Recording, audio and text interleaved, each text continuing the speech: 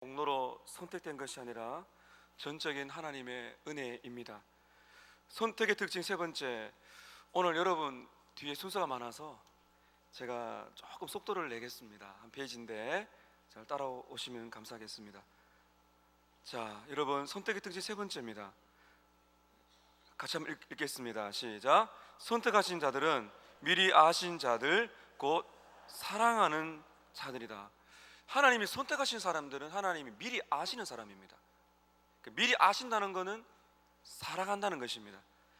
로마서 8장 28절에서 30절 말씀, 여기 보면 우리의 구원이 어떻게 시작되어서 어떻게 진행되며 어떻게 결말을 잇는가를 아주 가장 완벽하게 설명해 놓은 구절입니다. 함께 읽겠습니다. 시작.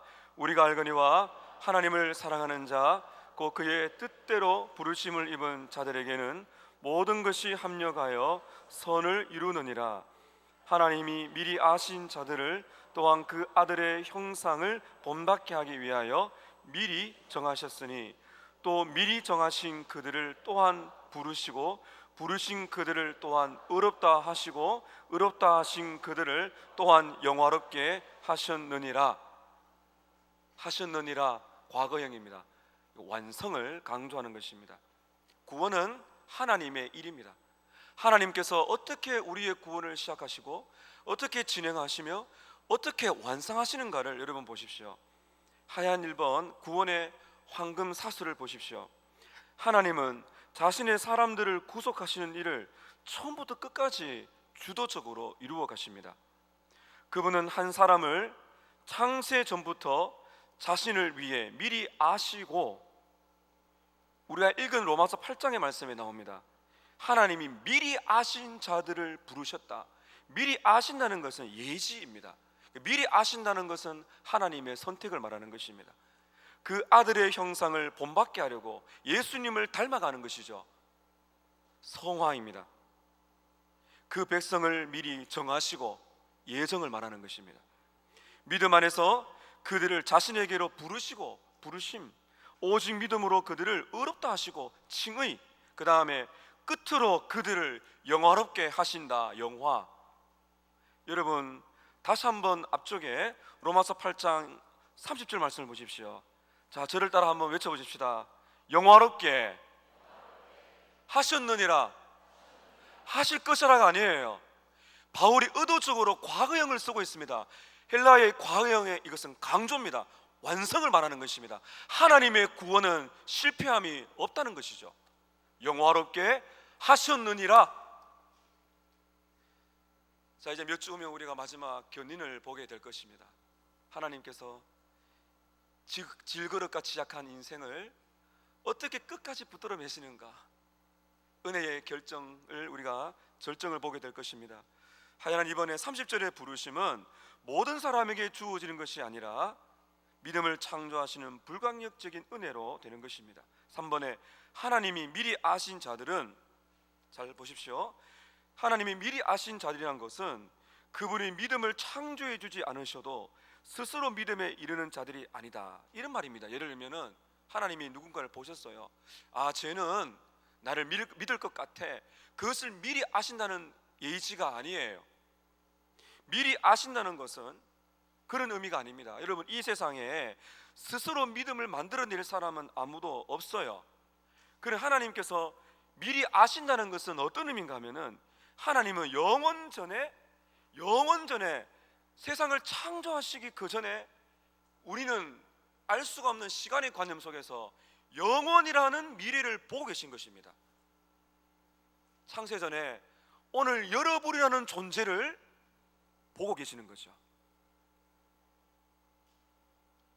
영원 전에 미래를 내다보시며 선택받을 사람들의 믿음을 보십니다.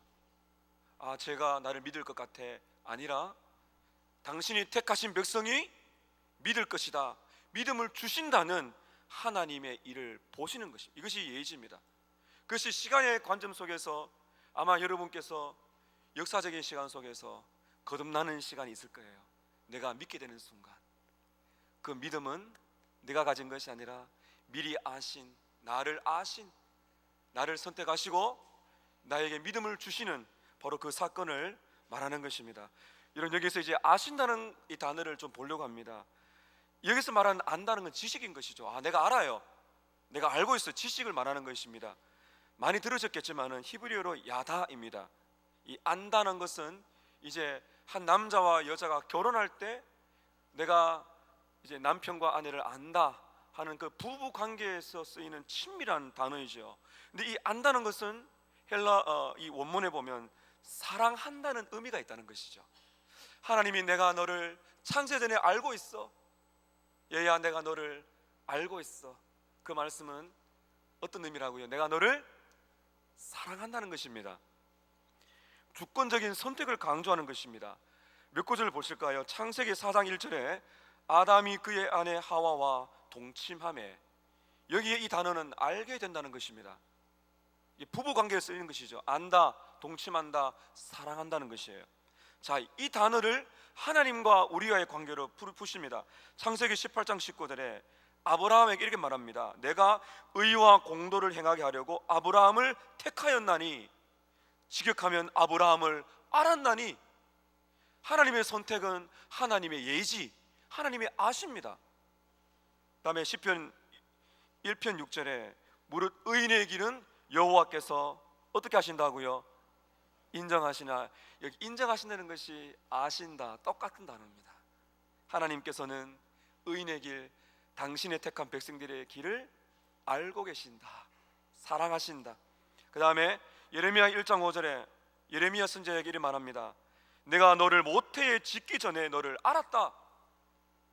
태어나기 전에, 어머니 뱃속에 있기 전에 내가 너를 알았다.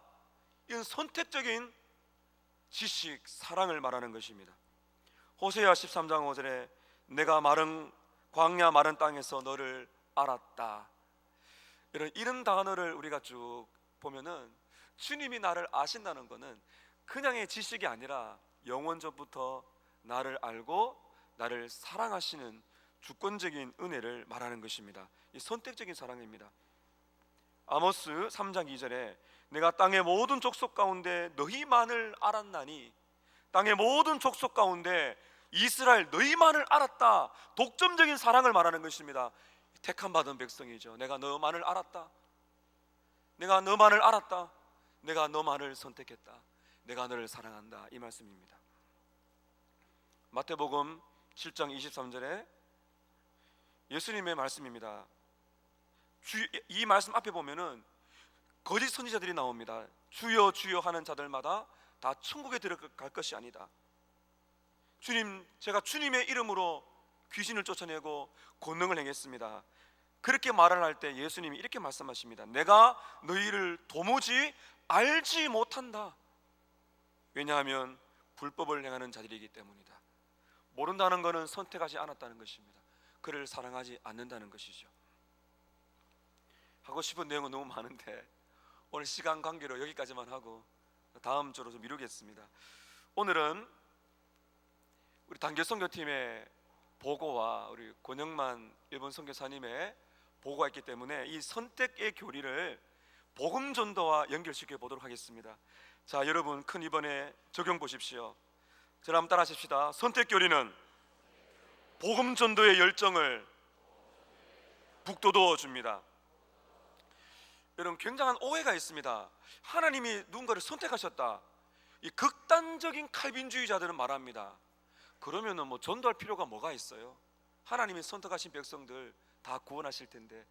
이것은 극단적인 칼빈주의자요, 잘 너무 많이 나간 것입니다. 여러분, 그래서 우리는 바른 이 성경적인 개혁주의가 어떤 부분인가를 보게 될 것이에요. 자, 하얀 1번입니다. 선택은 하나님이 일하시는 수단을 사용합니다. 하나님께서 일하시는 많은 수단들 중에서 그 수단들 중에 하나가 무엇인가 하면 복음 전도입니다. 당신의 택한 백성들을 찾는 것, 그들을 주께 부르시는 도구가 무엇인가 하면 복음 전도라는 것입니다. 고린도전서 1장 21절 함께 읽습니다. 시작. 이 세상이 자기 지혜로 하나님을 알지 못하므로 하나님께서 전도에 미련한 것으로 믿는 자들을 구원하시기를 기뻐하셨도다. 이 세상은 자기 지혜로 하나님을 알 수 없습니다. 전적인 타락이죠. 하나님을 찾을 수가 없기 때문에 하나님은 우리를 찾아오시고 우리에게 주권적인 불광역적인 은혜로 구원하실 때 무엇을 사용하신다고요? 전도에 미련한 것. 미련하게 보이죠.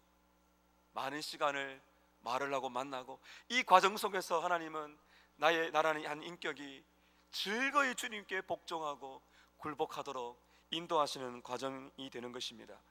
하얀 두 번째, 불신자들에게 복음을 전할 때 우리에게 복음 이 전도가 성공할 것이라는 소망을 주는 것은 선택의 진리뿐이라는 것입니다. 구원의 효력 있는 능력이 하나님의 선택과 부르심이 아니라 그 선택이라는 것이 각 개인의 결정이나 또는 전도하는 우리의 능력에 달려 있다면 내가 얼마나 잘 전도해야 전도의 열매를 맺는가, 아니면 복음을 듣는 사람이 얼마나 제대로 결정하느냐에 달려 있다면 여러분 우리는 복음 전도의 성공을 확신할 수가 없습니다. 그러나 반대로 복음을 전했을 때 수많은 영혼들이 돌아온다면 그날은 결정할 사람을 잘 만났다거나 내가 잘해서, 내가 복음 전도를 잘해서 오늘 많은 사람들이 주께로 돌아왔다고 말하지 않는다는 것입니다. 왜 그랬나요?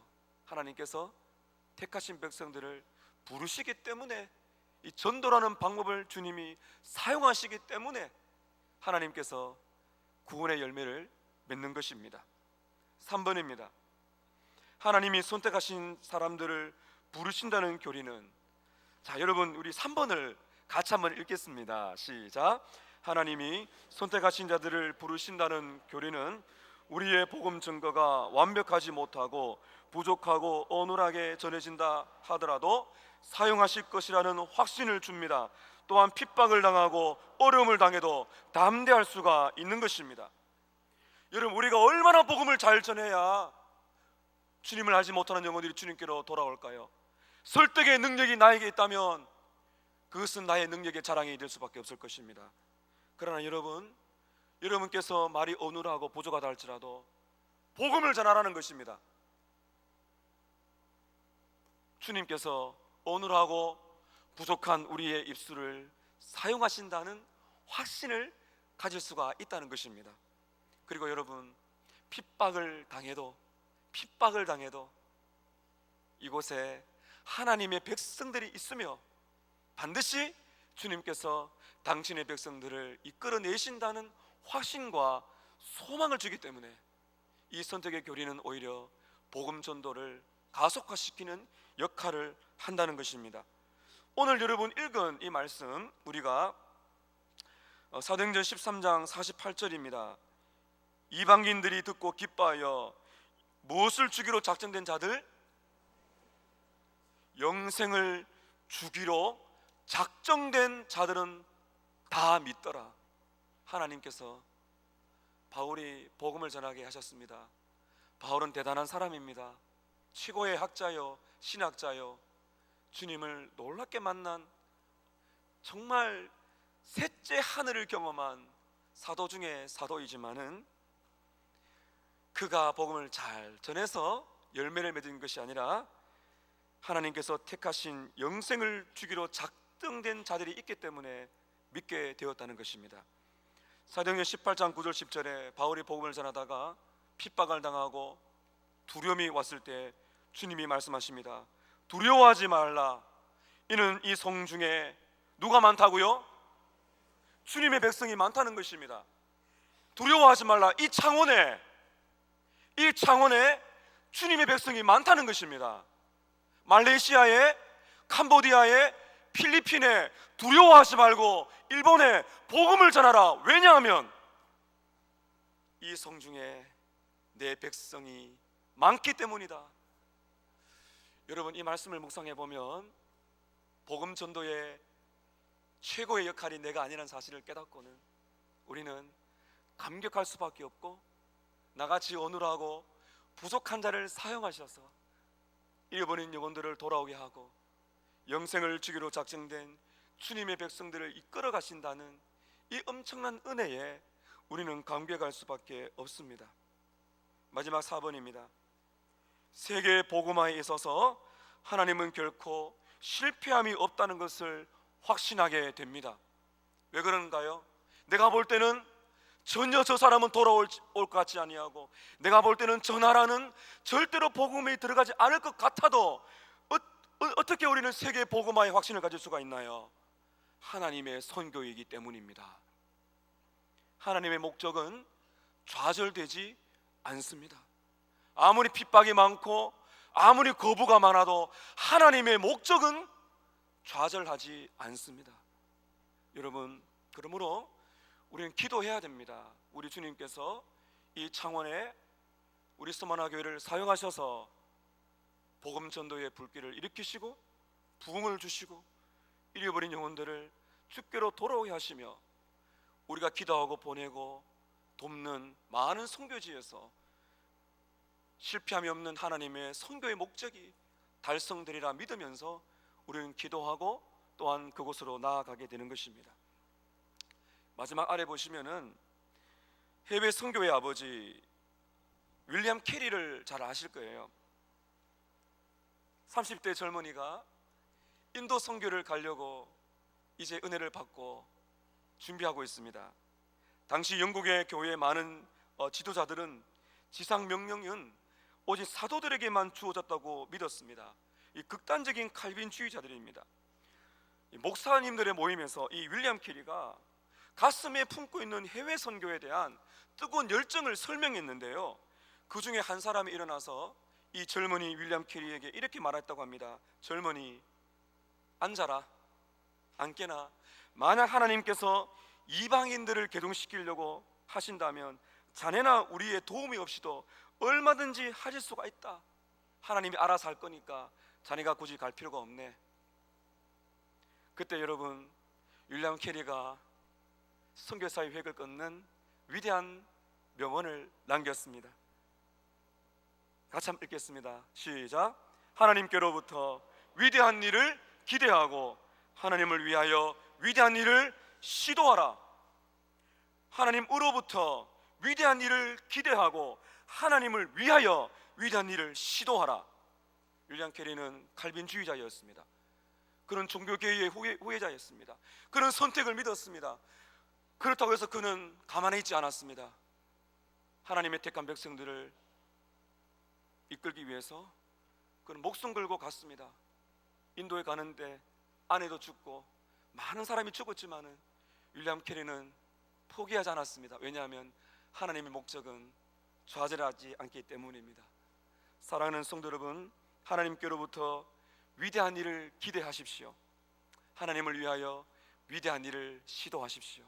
이것이 바로 하나님의 영광과 그분의 선택적인 사랑을 믿는 개혁주의자의 선교의 불꽃입니다.